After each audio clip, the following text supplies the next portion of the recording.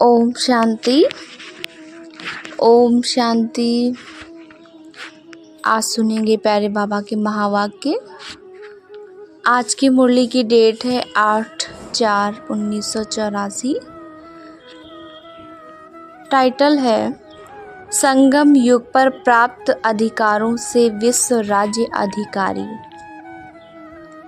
आज बाप दादा स्वराज्य अधिकारी श्रेष्ठ आत्माओं की दिव्य दरबार देख रहे हैं। विश्व राज्य दरबार और स्वराज्य दोनों ही दरबार अधिकारी आप श्रेष्ठ आत्माएं बनती हो। स्वराज्य अधिकारी ही विश्व राज्य अधिकारी बनते हैं। यह सदा डबल नशा रहता है। बाप का बनना अर्थात अनेक अधिकार प्राप्त करना। कितने प्रकार के अधिकार प्राप्त किए हैं जानते हो? अधिकार माला को याद करो।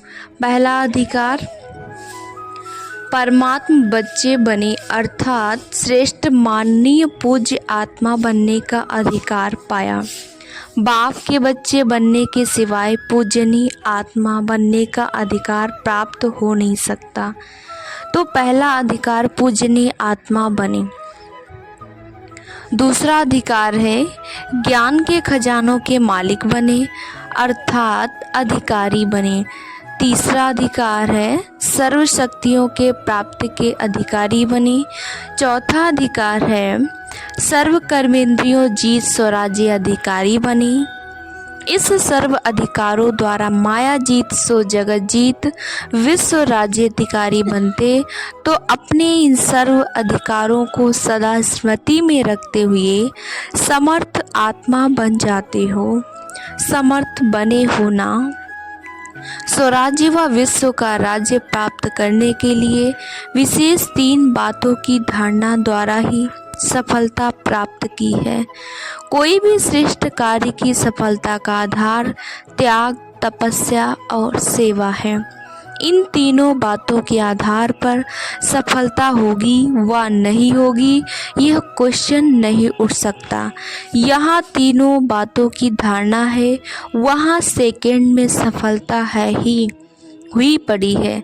त्याग किस बात का? सिर्फ एक बात का त्याग। सर्व त्याग सहज और स्वतः कराता है। वह एक त्याग है देह भान का त्याग। हद के मैंपन का त्याग सहज कर देता है। यह हद का मैंपन तपस्या और सेवा से वंचित करा देता है। जहाँ हद का मैंपन है वहाँ त्याग, तपस्या और सेवा हो नहीं सकती। हद का मैंपन, मेरापन, हर एक बात का त्याग चाहिए। मैं और मेरा समाप्त हो गया तो बाकी क्या रहा? बेहद का मैं एक शुद्ध आत्मा हूँ। मेरा तो एक बाप, दूसरा ना कोई। मेरा तो एक बाप।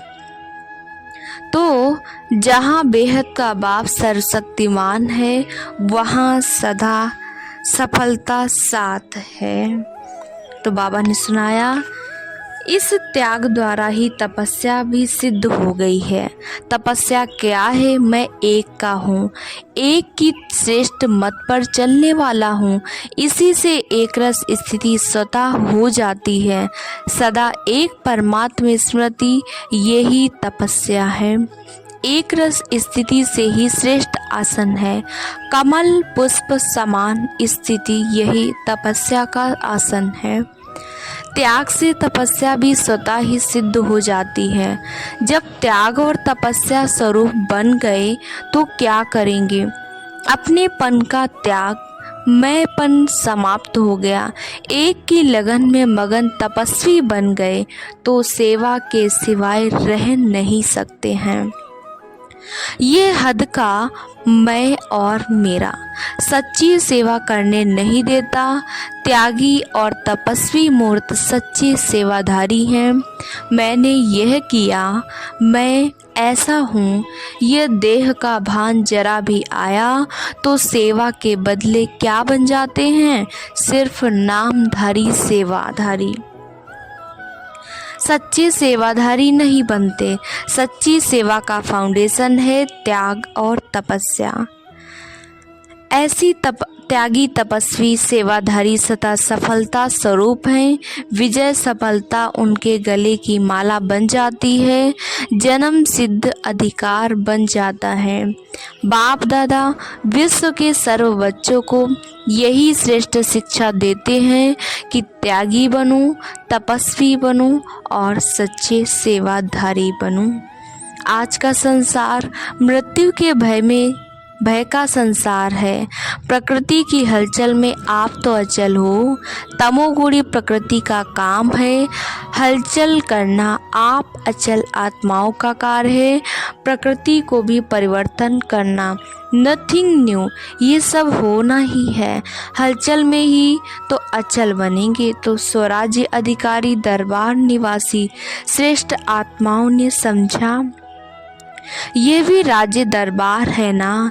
राजयोगी अर्थात सो के राजे, राजयोगी दरबार अर्थात सो राज्य दरबार। आप सभी भी राजनेता बन गए ना, देश के राजनेता और आप हो स्वराज्य नेता। नेता अर्थात नीति प्रमाण चलने वाले। तो आप धर्म नीति, स्वराज्य नीति प्रमाण चलने वाले स्वराज्य नेता हो। यथार्थ श्रेष्ठ नीति अर्थात श्रीमत ही यथार्थ नीति है। इस नीति पर चलने वाले सफल नेता हैं। सभी अपने स्वीट होम में पहुंच गए। बाप दादा सभी बच्चों को आने की बधाई दे रहे हैं।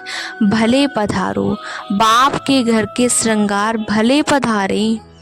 अच्छा, बाबा ने बच्चों को याद प्यार दिया।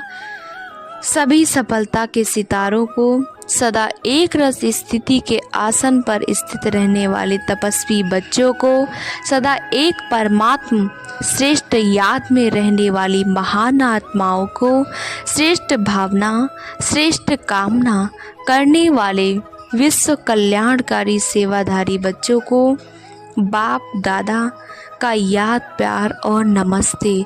हम रूहानी बच्चों की रूहानी बाप दादा को याद प्यार और नमस्ते। शुक्रिया बाबा, शुक्रिया बाबा, शुक्रिया।